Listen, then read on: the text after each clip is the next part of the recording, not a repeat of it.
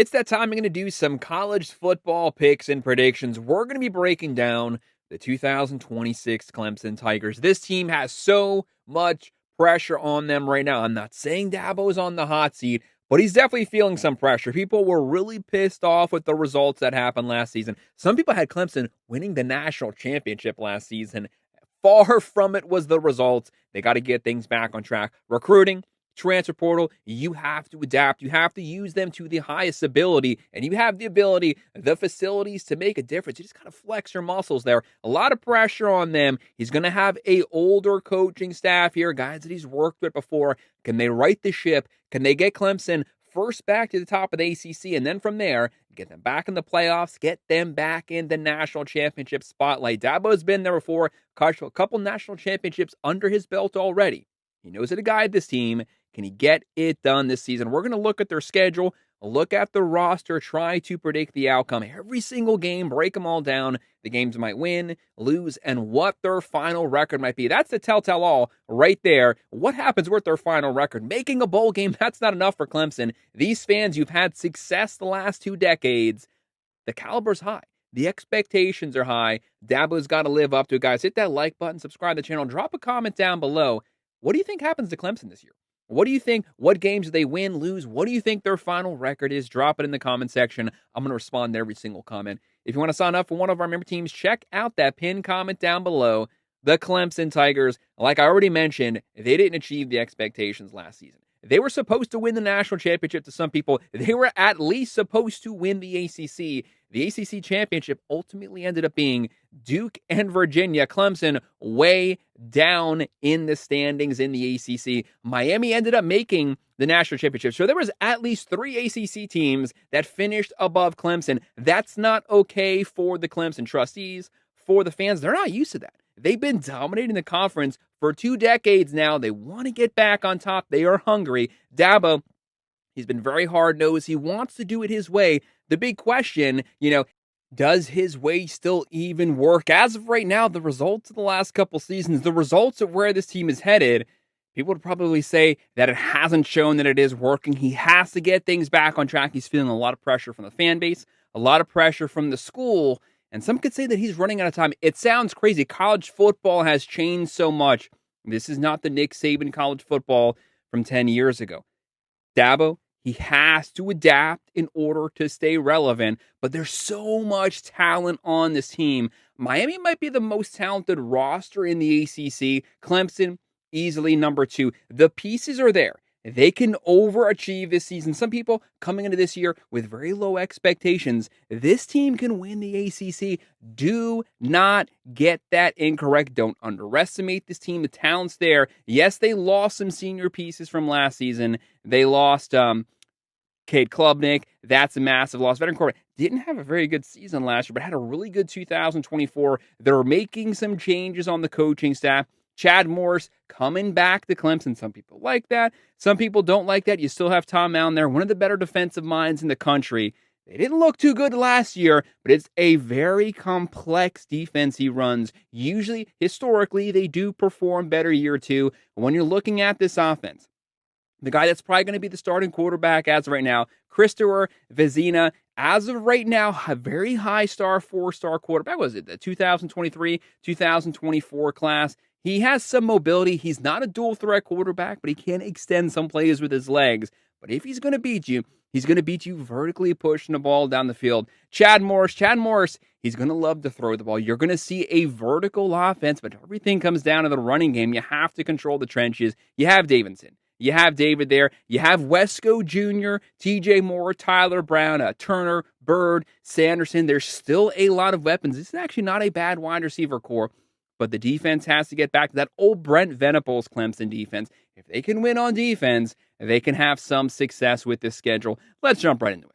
They're going to start out the season right out the gate, just like last year. Week 1, September 5th at LSU. Going to LSU Death Valley. One of the most difficult, some people say, the most difficult atmosphere in all of college football. Right out the gate with a young quarterback. They're going to Death Valley. New coach, whole new coaching staff besides Blake Baker. They're going to have a top 20 defense. It's Lane Kiffin, Charlie Weiss Jr. You know they're going to have a top 20 offense. Heck, they might have a top 10 offense. You have Sam Levitt coming over from Arizona State. One of the most decorated, one of the most accomplished veteran quarterbacks as of right now in college football. Don't forget, he led the Sun Devils to a playoff berth back in 2024. A lot of injuries last season.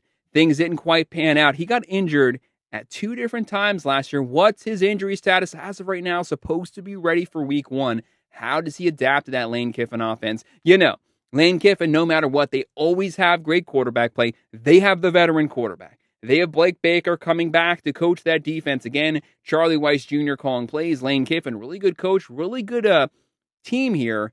But they completely flipped this roster. They brought in, 50, 60 total transfers. How are they all gelled week 1? But still, I love experience. I love veterans when it comes to week 1. I think Sam Levitt with Lane Kiffin, it's the perfect match. Give me the Tigers winning this one. Clemson starts out 0-1 just like they did last season. I know Clemson fans, that's going to piss you off, but as of right now, technically, they have the better roster, have to lead LSU, but there's still a lot of season left over. Week 2, you got the cupcake game, trying to get things back on track. You saw what didn't work week 1, able to make a couple changes. Veteran coaching staff here, Allen, Morris, Dabo, they're going to work on a couple things that weren't working that first week. Week 2, September 12th, Georgia Southern coming to Clemson. First game at home. They're going to bludgeon them. This is where the offense really opened things up. They start to get aggressive, push the ball down the field. I think that LSU game, it's a very coach game.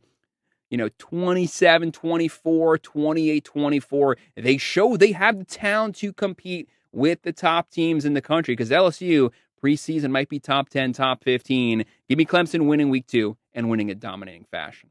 Week 3, September 19th, versus the UNC Tar Heels. You got Bill Belichick, the GOAT from the NFL, but he's definitely not the GOAT in college football. They went 4-8 last season. They will be better this year, but how much better? That still remains out there. I don't honestly think they're going to be very good. And look for Clemson, another win, back-to-back wins. Starting out ACC play in dominating fashion. Week 4, Friday, September 25th. I hate Friday games. Weekday games. The ACC is obsessed with weekday games. It's stupid, unexpected things happen in Friday night games, but it is what it is at Clemson. They have to go completely across the entire country to play a Friday night game. This has upset written all over it. Circle this game. That's not a good mix. The ACC, very dumb. Cal has no business being in the ACC. They're on the West Coast. It's the Atlantic Conference. But whatever. They got to go play Cal. Cal, actually a pretty decent season last year. Keep your eye on them. They got the young quarterback there. Really good season last year. This is a game that Cal can pull off the upset win. Keep your eye on the Bears. But as of right now, give me Clemson continuing to roll. They win this one.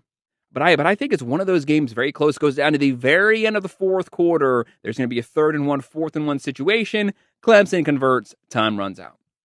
After that, Saturday, October 3rd, this team didn't win the ACC championship, didn't even play in the conference championship last season, but Miami made the playoffs, made it all the way to the national championship. They are the runner-up from last year. They have Mensa coming in from Duke, number 2 in the entire country in passing last season. One of the deepest running back rooms, one of the deepest wide receiver rooms. Heatherman, what he did with that defense last year, remarkable. They're going to have a top 20 defense, number 6 defense last season. Pretty sure they're going to have a top 10 offense this year as well. Look for that offense. It's going to roll Shannon Dawson. All the weapons there coming in. So much talent. The number 1 roster in the ACC. This is kind of a gauge game to see where Clemson is coming up against the Miami Hurricanes, which I think they could very well make the playoffs back-to-back seasons here. If Clemson wins this game, they're going to steamroll their way to the ACC. This is a make or break. If they lose this game, it doesn't break the season, but it shows they're not on top again back-to-back seasons in the ACC. If they win it, though, they're now the front runner for the ACC. I think it's a close game. The defense shows up prepared to play, but I think Miami wins it. Miami wins it by 7 to 10 points, and Clemson now is 3-2. After that, Saturday, October 17th, Charleston Southern. An easy win for Clemson. They're going to be pissed off. They left it on the field versus Miami. Look for them to rebound. They get the win here. Saturday, October 24th, Virginia Tech Hokies. This is a team you don't know much about. You have Franklin taking over, completely flipping the roster. We haven't seen it on the field yet, so it's the unknown variables. I hate unknown variables. If this was in Blacksburg at night, you might lean Virginia Tech, maybe because there's the upset factor. This is a big game for them. Playing Clemson, still a massive brand in a college football, one of the premier brands in the ACC. They would come prepared to play. Clemson might not really care about the Hokies too much. Virginia Tech puts up a fight, but Clemson rolls them. Saturday, October 31st, at the Florida State Seminoles. Is Mike Norvell the coach? Has he been fired by this point? That's the unknown. I don't think the Seminoles are going to be very good this season. Things have completely fallen apart for them. Gus Malzahn just retired, so Mike Norvell's back to calling plays. Some people think that's a good thing. Some people think that's a complete disaster. They might make a bowl game this season, but that's not for certain. That's where this team is right now. Clemson wins this game, again, continuing to show just how capable they are. Friday, November 6th, at the Syracuse Orange. Interesting game. Back-to-back couple tough games there. ACC games. There's going to be an upset somewhere on the schedule. I can feel it. The hard part is trying to find where that upset's going to happen at. I think it may very well happen here. Syracuse completely fell off the rails last season, but it's because their quarterback, who was top 3 in the country in passing, got hurt, derailed the season. 2024, they led the entire country in passing. Look for their offense to get things back on track.